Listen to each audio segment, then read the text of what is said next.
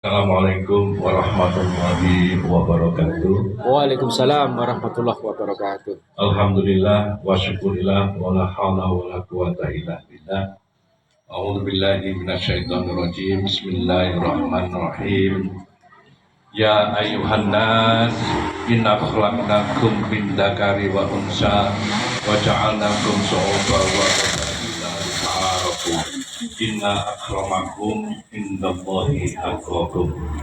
Wa qala Rasulullah sallallahu alaihi wasallam, kullu mauludin yuladu 'alal fitrah fa abawahu yuhawidanihi au yunasyiranihi au yumaddisanihi. Bapak dan Ibu, Pak D, Pak D, Mbak Yu, Bule, dan semua adik-adik saya, kakak-kakak saya, dan seluruh anak cucu saya yang berbahagia, patut kita sampaikan rasa syukur kehadiran Allah Subhanahu wa Ta'ala, karena pada siang hari ini kita bersama masih menikmati anugerah dari Allah Subhanahu wa Ta'ala berupa sehat dan sempat. Mudah-mudahan kehadiran kita pada kali ini akan memberikan dampak lebih positif pada kehidupan kita di hari-hari mendatang. Amin, amin, amin, rabbal alamin. Bapak dan Ibu, dalam suasana bulan Syawal ini, coba kita mengingat kembali apa yang saya sitir di atas, bahwa manusia itu diciptakan laki-laki dan perempuan, tidak lain hanya untuk saling mengenal antara satu dengan yang lain. Dan ditegaskan di akhir ayat ini bahwa yang paling mulia di antara kita adalah yang paling bertakwa. Diteruskan dalam hadis Nabi yang juga saya sitir di atas, bahwa kullu mauludin yuladu 'alal fitrah fa abawahu yuhawidanihi au yunasyiranihi au yumaddisanihi. Bahwa setiap kelahiran itu dilahirkan dalam keadaan fitrah. Fa abawahu, maka orang tuanya lah yang menjadikan anak-anak itu Nasrani, Yahudi, atau Majusi. Bapak dan Ibu, dari satu ayat dan satu hadis ini memberikan pelajaran pada kita bahwa sejatine menungso iku gak pandang bulu, dilahirkan oleh orang tua siapa, dalam kedudukan sebagai apa, semuanya dilahirkan dalam keadaan fitrah, dalam keadaan suci, ibarat kertas putih yang belum ada satupun coretan hitam, putih, atau warna lainnya yang ada di dalamnya.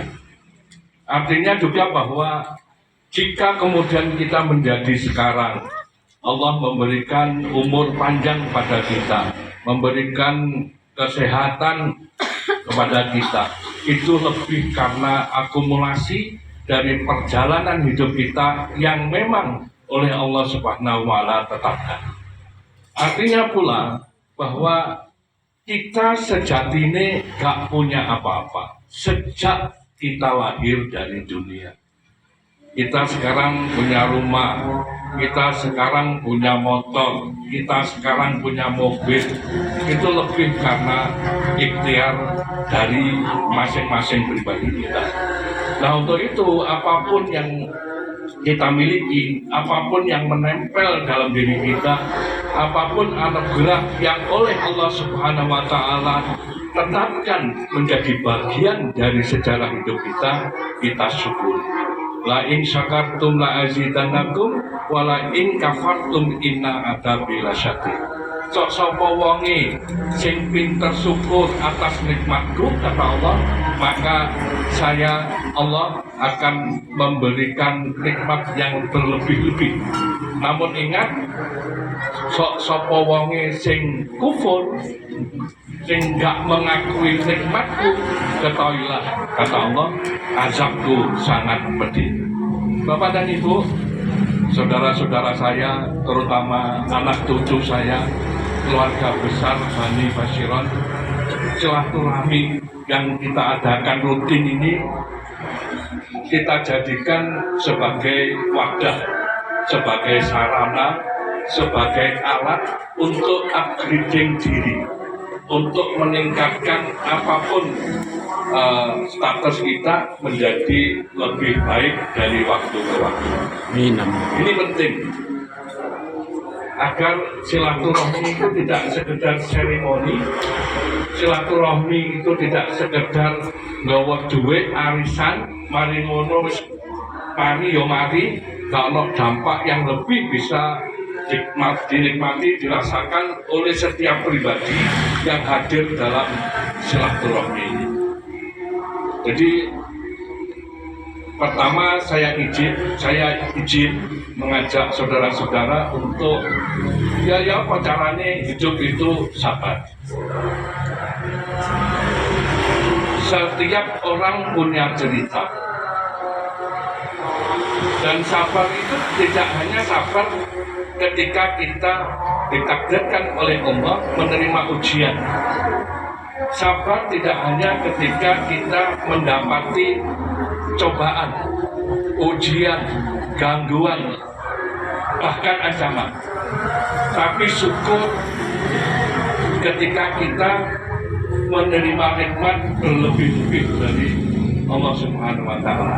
Sabar ketika kita dalam situasi yang lebih baik dari waktu ke waktu. Kenapa? Karena ini mental.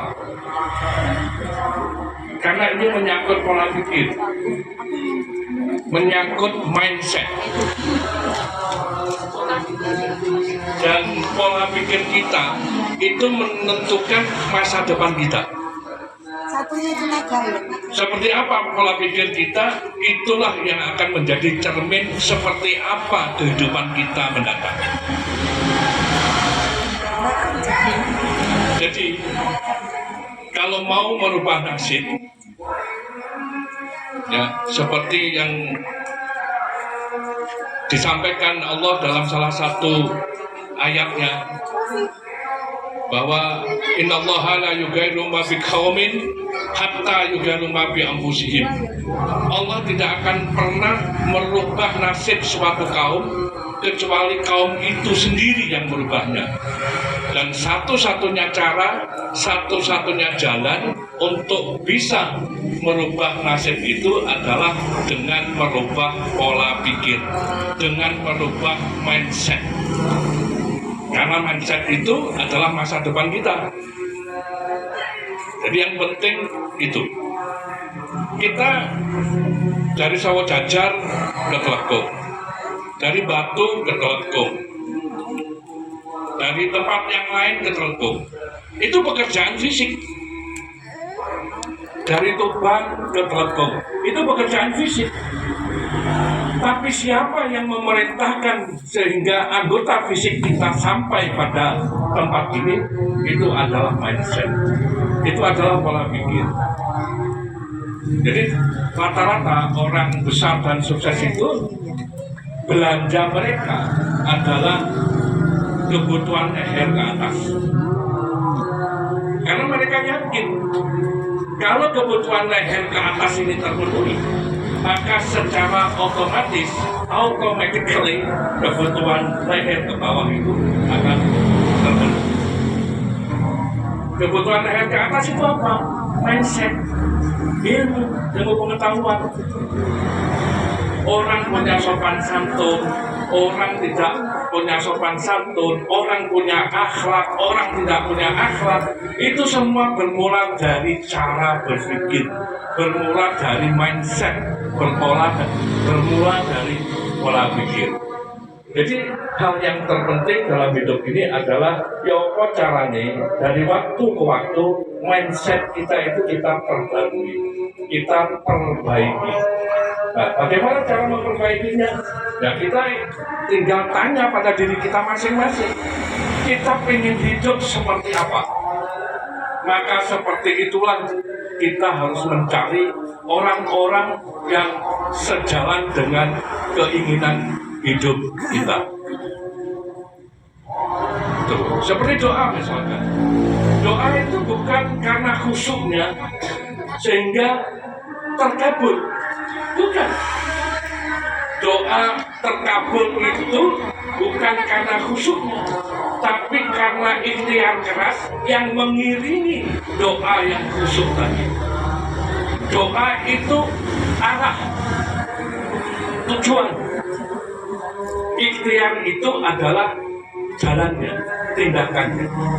Jadi kalau pengen punya rumah mewah, punya mobil mewah, pengen semua kebutuhan terpenuhi, terus hanya berdoa di semua tempat, di semua waktu, tanpa ada upaya keras untuk mewujudkan doa itu, ya Allah mungkin berpikir, wah orang ini secara mental belum siap untuk diberi sesuatu yang diinginkan. Jadi itu pertama sabar, kedua syukur, yang ketiga ikhlas. Ikhlas itu tidak mudah. Ikhlas itu satu pekerjaan yang tidak nampak, wujudnya ora ketok, tapi tidak semua orang mampu berbuat ikhlas. Karena ikhlas itu pekerjaan dalam, ikhlas itu pekerjaan hati. Dan ikhlas itu yang menjadi ujian apakah sama setiap kita secara mental itu mampu diberi satu kenikmatan oleh Allah Subhanahu wa Ta'ala dalam kadar tertentu. Jadi syukur, sabar, ikhlas itu insya Allah yang menjadikan hidup kita tidak sekedar bahagia karena materi, tapi bahagia karena ukhrawi. Tidak hanya duniawi yang membuat keberlimpahan kita sehingga kita gembira bahagia, tapi karena perasaan ukhrawi yang didukung oleh kegiatan ukhrawi yang menjadikan kita itu bahagia. Bapak dan Ibu, banyak orang yang tidak tahu. Mungkin kita ini bahagia karena punya ini, punya itu. Tidak. Bahagia itu ketika kita mampu memberi. Selagi kita hanya terbiasa menerima, insya Allah kebahagiaan itu sulit kita capai. Itulah kenapa dalam ajaran Islam itu ada konsep sedekah, ada konsep berbagi. Dalam setiap akhir puasa Ramadan ada konsep zakat. Itu lebih karena mengajarkan kepada setiap muslim, setiap orang Islam bahwa sejatinya bahagia itu bukan pada saat kita menerima. Bahagia itu saat ketika mampu memberi, terutama kepada orang yang memang layak untuk diberi, layak untuk dibantu. Bapak dan Ibu, terutama anak dan cucu saya, mungkin itu yang menyebabkan pola pikir saya sampai pada satu titik di mana, dan ini karena Dek Tommy kemarin ke rumah, ya sekarang saya buka. Sejak Buis ada, atau lebih tepatnya sejak saya masuk di dunia PJDKI sampai Buis meninggalkan kita semua, sekarang dilanjut dengan Bu Devi, ada atau tidak ada, seberapa besar atau kecil rezeki saya, sekarang saya buka. Saya ini mohon maaf ya, dalam tanda kutip, menghidupi 21 orang. Sebagian besar mulai dari ayah sampai keponakan-keponakan saya di kampung. Jadi setiap bulan itu saya harus ada atau tidak ada, rezeki yang saya terima bulan itu saya harus menyiapkan 12 juta untuk 21 orang, termasuk keluarga dari Bu Devi dan 2 kakak Rahma yang beberapa bulan yang lalu sekarang resmi saya angkat jadi salah satu anak saya juga, sehingga saya sekarang ini sama Bu Devi punya 6 anak dan 3 cucu. Jadi saya berpikir bahwa uang itu tidak ada manfaatnya kalau hanya ditabung di bank. Uang itu juga tidak ada gunanya kalau hanya ditumpuk di bawah kasur. Uang itu baru berguna jika kita gunakan untuk membantu sebanyak-banyaknya orang lain. Apakah dengan begitu rezeki kita berkurang? Apakah dengan begitu properti atau kekayaan kita berkurang? Berdasarkan pengalaman dan ilmu, insya Allah tidak. Karena Allah sudah menjanjikan melalui pelajaran tentang zakat, melalui pelajaran tentang sedekah, melalui pelajaran tentang berbagi.